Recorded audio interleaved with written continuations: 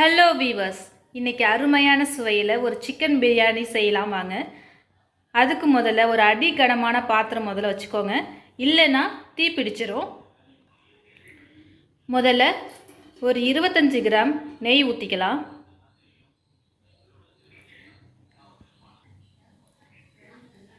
கொஞ்சமாக cooking oil, எண்ணெய் சூடானதும் 3 கிராம்பு, 2 ஏலக்காய், 3 இலை அதை நான் பிச்சு வச்சுருக்கேன், ஒரு சின்ன துண்டு பட்டை,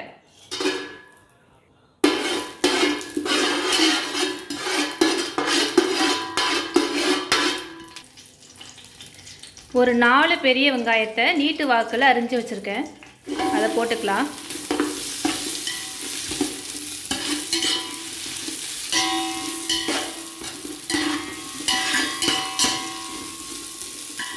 வெங்காயம் நல்லா வதங்கணும். வெங்காயம் வதங்கிட்டு இருக்கிற இந்த நேரத்தில் ஒரு 5 முந்திரி, கசகசா ஒரு அரை ஸ்பூன் போட்டு தண்ணி ஊற்றி ஊற வச்சுருங்க. நான் 1/2 கிலோ சிக்கன் செய்ய போகிறேன், அதனால் 1/2 கிலோ ரைஸ் எடுத்துருக்கேன். இந்த ரைஸ் லூஸில் நான் வாங்கினேன், பாக்கெட் ரைஸ் கிடையாது. இது நல்லா நீட்டாக வரும். ரைஸில் தண்ணி ஊற்றி இதையுமே நம்ம களைஞ்சி வச்சுக்கலாம். வெங்காயம் நல்லாவே வதங்கிருச்சு. இந்த ஸ்டேஜில் ஒரு 3 பச்சை மிளகாயை கீரி போட்டிருக்கேன்.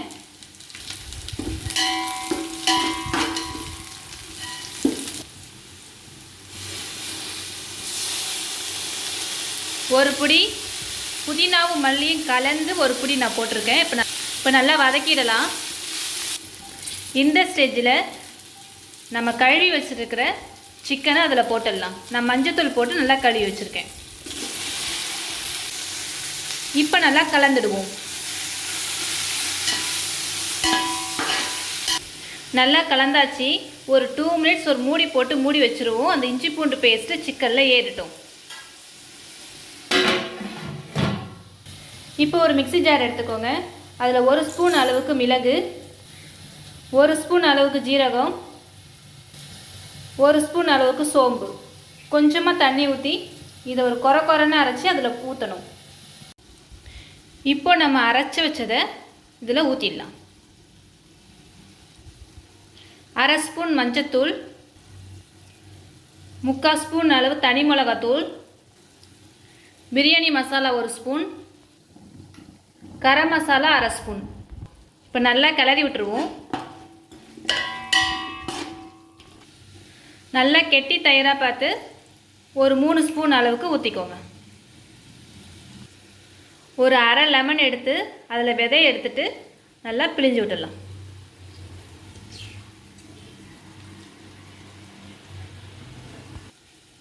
உப்பு உங்கள் சுவைக்கு ஏற்றது போல் போட்டுக்கோங்க. இப்போ நல்லா கிளறிடலாம்.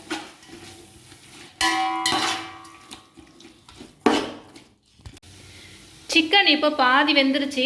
இந்த ஸ்டேஜில் நம்ம தண்ணி ஊற்ற போகிறோம். 1 கப் ரைஸ் எடுக்கிறீங்கன்னா 2 கப் தண்ணி ஊற்றணும்.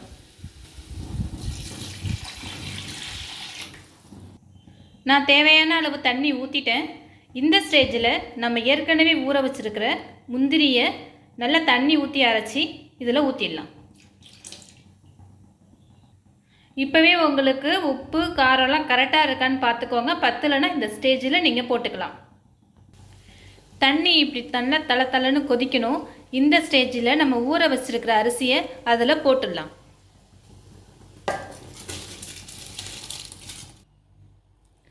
மல்லியும் புதினாவும் கலந்து ஒரு கைப்பிடி போட்டுட்டு நல்லா கிளறி விட்டுருவோம்.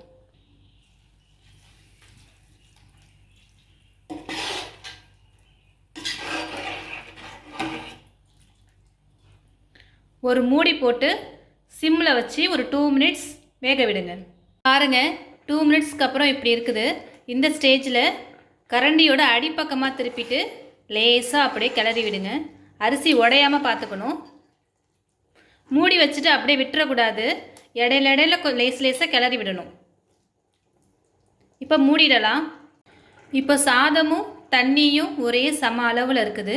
இந்த ஸ்டேஜில் ஒரு பழைய தோசைக்கல்லை நல்லா ஹை ஃப்ளேமில் வச்சு ஹீட் பண்ணிவிட்டு அந்த தோசைக்கல்லுக்கு மேலே இந்த பாத்திரத்தை தூக்கி வச்சு நம்ம வேக வைக்க போகிறோம். பாருங்கள், இந்த மாதிரி தான் வைக்கணும். இதுக்கு மேலே ஒரு பாத்திரத்தில் தண்ணி பிடிச்சி ஒரு மூடி போட்டு மூடி வச்சிடலாம் வெயிட்டுக்காக. இப்போ நம்ம பிரியாணி சூப்பராக ரெடி ஆகிடுச்சு. பாருங்கள்,